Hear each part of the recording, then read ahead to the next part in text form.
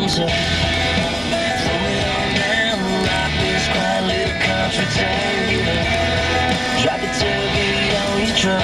Hey guys, thanks for tuning in to my Florida drive-by.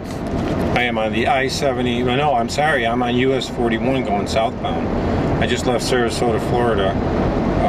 It's about 85 degrees now. It's actually hotter than the drive-by I did earlier this morning, so, and it's only about 2:20 in the afternoon. So I hope everybody's doing pretty good. It is Monday, and it's afternoon, about 2:20. But yeah, Florida's pretty cool. You know, some people don't like it because of the heat. To me, the heat is fine. I would rather have a heat than to have friggin' cold weather. Some people like that cold ass weather and freeze your ass off with shoveling snow and stuff.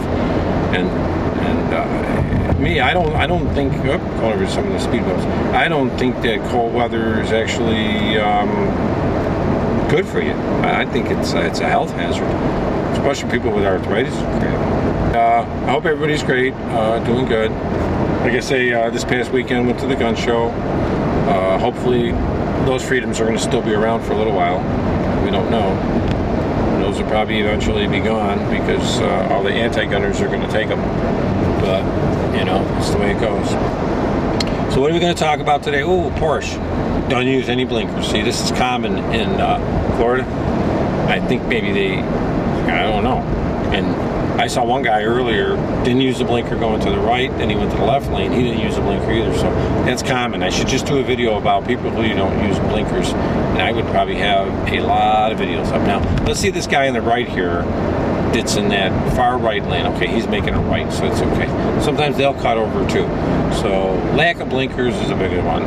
If I was a cop, I'd have hated it. I could be pulling everybody's asses off. There's easy tickets. But, whatever. Good way to cause an accident too, not using a blinker. Now that guy didn't use a blinker either, the white car there, so the white one, that's two that don't use a blinker. Is this third car going to get over the right lane and not use a blinker too? Let's see. I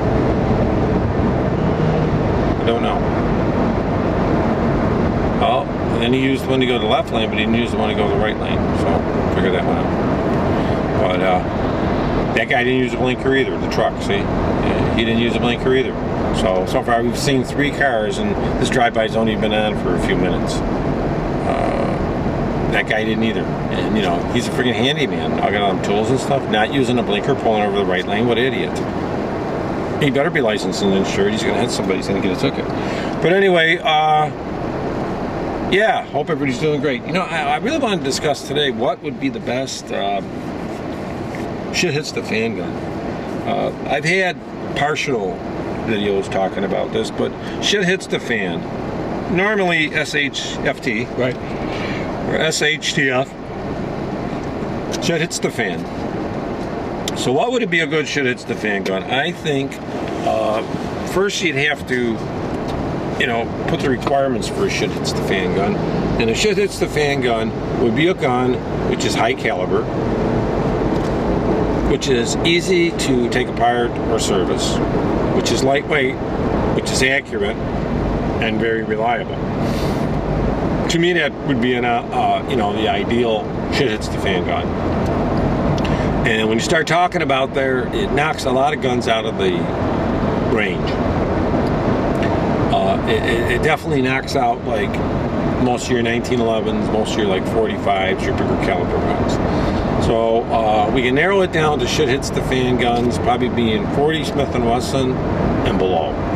So that's like 9mm, 40 Smith & Wesson, 22 Magnum, 22 long rifle. Really, that's kind of where they want to be, because the thing is, the ammunition is the big one. If shit hits the fan, you might have to carry 2,000 rounds of ammunition, and that shit's heavy. And unless you're a strapping young 20-year-old guy with a good back, you're going to have a hard time to carry it. And most people, if a shit hits the fan, a scenario hits, you might be an older person too. So, you know, that gets into, you know, lighter gun, lighter caliber, lighter ammunition. So when we bring in there, now we have to say effective ammunition.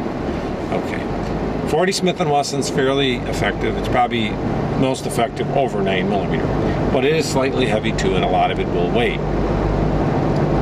9mm probably almost ideal for a shit hits the fan gun because it's fairly light. It's not real heavy and it's not real light, but it is fairly light. And most of the guns you get, you can hold 19 rounds, 33 rounds. You get magazines and drums. And what comes into mind are the Glocks, of course, right? Well, of course. So 9mm is probably a pretty ideal shit hits the fan gun. Now, there's others, if you wanted to, like the 22 Magnum, wouldn't be bad. The ammunition's kind of expensive, it's still light. And you can get like PMR 30 that holds 30 rounds, which is not bad. And the 22 Magnum, it's not really a big bullet, so I probably wouldn't recommend it, but it's fair if you didn't have anything. It's better than a BB gun. Now, another gun is pretty good, is the 5.7. Very expensive gun. Really wouldn't service it much, not too hard to service. Pretty reliable. And they have 20 and 30 round magazines for those guns. And it's a pretty small bullet. It's only like a 60 some odd grain, 50 some odd grain bullet. Moving pretty fast.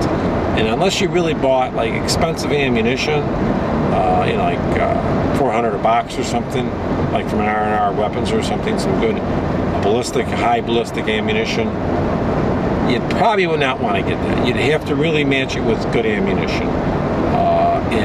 For that, the ammunition is not too cheap for the 5.7s. For good ammunition. Cheap ammunition, it's all over the place. You get 50 rounds for $22. When you get up to at least the SS-198s, those are probably 40 bucks for 50 rounds. And then when you get up to the defensive ammunition, like R&R ammunition or elite ammunition, you're looking at anywhere from 50 bucks for 25 to 400 for 50. Depends on where you get them. So it's a great gun. It's lightweight. The bullets are light. Probably a great defensive, great shit hits the fan gun, very flat shooting, accurate. But the ammunition is kind of on the anemic side, and it depends on if you have a lot of money to spend, yeah, it would be worth it. I would get the 5.7 definitely. I would get the 5.7 and pick up the very expensive ammunition, and then you would have a great shit hits the fan gun. That's definitely. But ideally, if somebody doesn't have that amount of money, doesn't want to spend all that on ammunition, good old-fashioned 9mm probably would be fine. And if you get some good defensive ammunition, you'd be good. And like I say, most of your guns are going to be minimum like 15 rounds and up. And some, you have 17, 19, 33 rounds. You can buy magazines and drums for them. So I would have to say the 9mm would make a pretty good shit. It's the fan gun. Get a high capacity gun, but get something that has stretched magazines and extended magazines and all that, and drums, because that would be ideal. Now you could get something like a Glock converter, get a Glock with a Glock carbine conversion kit. And then you could run it as a carbine, or you could run it as the handgun. Now Glock, like I say, a Glock 19, a Glock 17. Probably a 19 would probably be a little bit better, because a 19 will hold a 17 magazine. Or if you got a 20, like a 26, that would hold a 26, a 19 or a 17, or the extended rounds or the drum rounds and stuff like that. But thanks a lot for tuning in.